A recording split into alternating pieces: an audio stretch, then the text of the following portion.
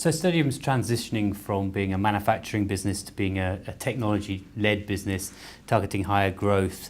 You reached a key milestone in this when you grew technology revenues over 50% this year. Can you tell us a little bit about how you are executing that strategy?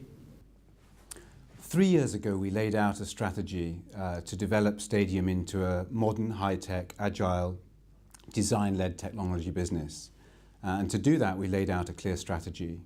There are 3 main elements that I believe have led to this transition. The first one is a number of carefully selected acquisitions, of which we've made 3 during that period.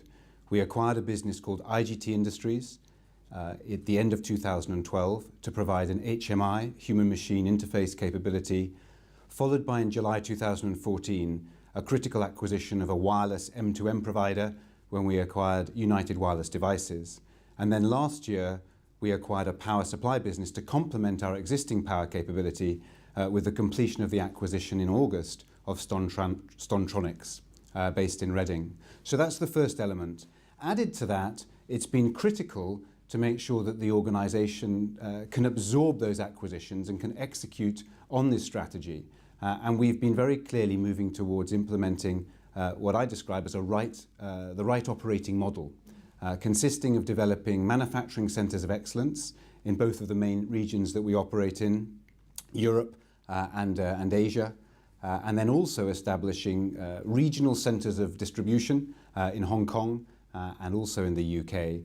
And finally, supported by a critical part of our strategy, which was the development and investment in setting up regional design centres, carefully selected locations to have a pool of engineering talent to establish mindshare in the technology space. So what impact has this transition had on group revenue, on margins and profits? During this period, we've had a positive impact across all of those 3 areas. We've seen our revenues grow by nearly 30%. So prior to the implementation of this strategy, and for the first couple of years, to be honest, we were pretty flat at the low 40 millions. Last year, we were just shy of 54 million at the top line. During this period, we've seen our operating margin improve significantly or recover. Back in 2012, we were at 4.2% operating margin, and last year we delivered 8.5%. So a 430 basis points improvement. And that's flowed through into our normalised profitability, which has also seen similar levels of growth. So the group invested quite heavily in both design and manufacturing capability in 2015.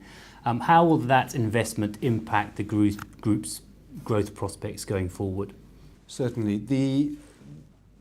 2015 was a year of significant investment for Stadium, and investing in this strategy, investing in our future.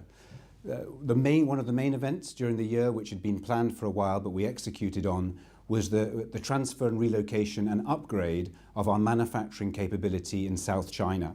And we completed the move at the end of the 3rd quarter into a new facility in South China in a city called Dongguan, of 125,000 square foot facility, and upgraded the equipment to be able to make sure that we could manufacture high precision, high technology products. At the same time, we also made significant steps forward in our design proposition, and we opened 3 regional design centres during the year, 2 in the UK, and probably most significantly a 3rd in Shanghai, in the Zhangjiang High Tech Park. And all of those design centres are staffed by high calibre, focused experts in their field. So the outlook statement in March said that organic growth was a key focus of the business. What are the key market drivers that is going to drive that organic growth? It's a good question. Part of the transition of the strategy from being an EMS business predominantly to a design-led technology proposition provider means that we've had to adjust our market strategy. Historically, Stadium's operated as a generalist, which when you're offering manufacturing services is a normal and not a bad strategy at all, which is you work on the basis that when one market's down, another one will be up. But when you're offering a design-led technology solution, people don't go to generalists for that. So we've been very clear in laying out our stall in the 4 vertical markets that we see genuine, exciting prospects aligned to our expertise. The first one of those is in the automotive sector, particularly focusing on aftermarket automotive. The second one is in energy management and the smart home. The third one is healthcare, or the mobile health monitoring developments that are going on. And then the fourth one is security. And by that I don't mean military or aerospace type security. We're talking about access control, locking devices, alarm systems, emergency systems, etc. Those are the four areas that we have core competency in. We'll continue to invest in, and we also see the fundamentals of those markets being particularly interesting going forward. And you've also said that you're actively targeting acquisitions. What are the key criteria that you're looking for in those acquisitions? We are open about remaining acquisitive. We've made 3 acquisitions in the last 3-4 years.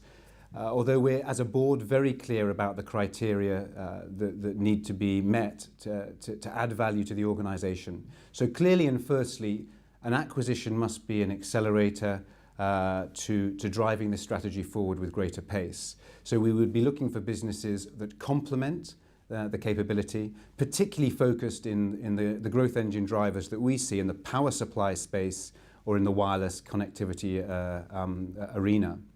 We would also be interested in targets that could broaden our specialisation in different markets, or potentially give us a wider reach globally.